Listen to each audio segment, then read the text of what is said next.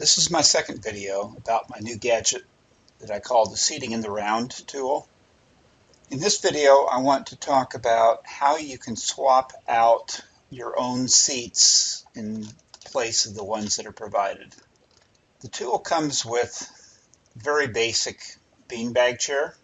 It works perfectly fine, has an animation for the sit.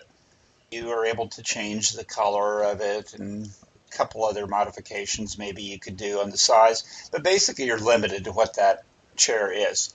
Let's say you have your own seating that you want to be able to put out. Not a beanbag chair, but something else, or maybe another beanbag chair. It's very easy to do this. Let me clear these out. In your supplies that you get with the product, I do provide a copy of the beanbag seat that is in there. Another one called a marker, which we'll talk about later. And then a marker script. The marker script actually has to be placed into whatever seating you want to be able to use. As an example, let's use this sample mesh chair. This is probably not something you'd use normally, but this is just for illustration purposes. Okay, we'll edit this chair. And now, keep in mind, any chairs that you use in this tool have to be both mod and copy. You have to have the ability to mod and copy the chairs. Okay, go to the contents of edit, and we're going to go to this marker script that I mentioned and drag a copy of that into the chair. And then we'll take this chair back into our inventory. Okay, it's going to go back here into the same folder with the other one. So you want to make sure that you've identified which chair in your inventory is the one you just added the script to. Open up the tool and edit, and you see in here there's the beanbag seat, which is the one that comes with it. Just delete that from the inventory. Remember, we have a copy in your supply so that you can always replace it later. Go to the chair that you just added the script to and drag it into the contents. Close that out. All right, now I'm going to click on Seating tool. There's an option up here called Single Res, right above Res Circle.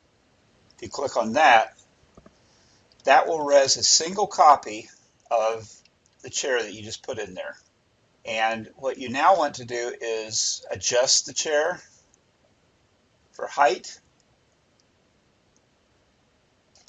and rotation.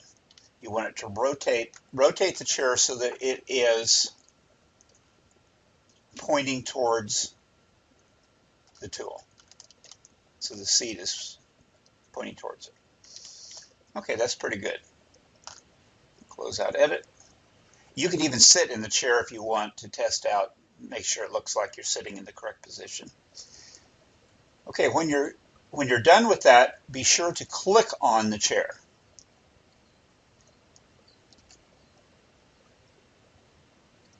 Okay, that will put into chat the parameters, the height of the chair and the rotation. That will get stored in the tool so that it knows. Okay, now if you haven't made any other changes to the chair since you did the single res, you can go ahead and delete it. If you did make changes, then you'll have to copy it back into your inventory and replace the version that's in the tool. Since we didn't make any other changes other than rotating and moving, we won't need to do that. After you've done this, be sure to click on it and reset the tool, which is right here, to make sure that the changes get in effect. All right, that's all you need to do. Now just click it and click on Res Circle, and voila, you have your seating now in the chair, and it will be resed whenever you click the options. If you want to res a half circle, you can click Res Half, res them in a semicircle. That's about all there is to that. The other thing I will mention is the marker, which is useful if you want to not necessarily res seating, but be able to just lay out things in a circle. And so to do that, you just put this into edit, go back to your inventory, and there's the marker in your supplies that I mentioned earlier. Just go to the contents, delete the chair that's in there, and replace it with the marker. You don't really need to do anything else besides that. Come back here, click on it, and say res circle. Now instead of the chair, you get a marker, and they come out at a position where you can see the points of where they touch the surface. You can adjust the position of this by moving the marker and doing reset, or refresh rather. But that might be an easy way to lay out a clock, for example, or something else that points on a clock, or anything where you need to have precise positioning. Go ahead and clear that out.